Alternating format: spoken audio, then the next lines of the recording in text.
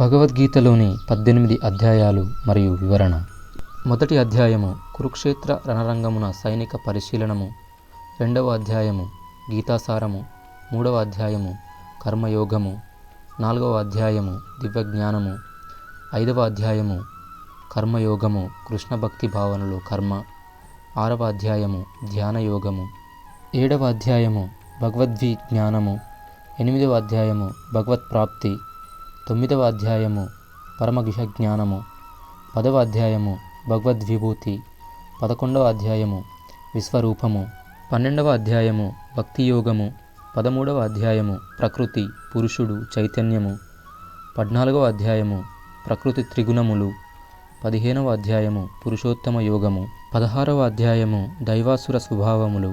17వ అధ్యాయము శ్రద్ధాత్రయ విభాగాలు. 18వ అధ్యాయము సన్యాసము యొక్క పూర్ణత్వము. ఒక్కొక్క అధ్యాయము పూర్తి వివరణతో మీ ముందుకు తీసుకురావడం జరుగుతుంది.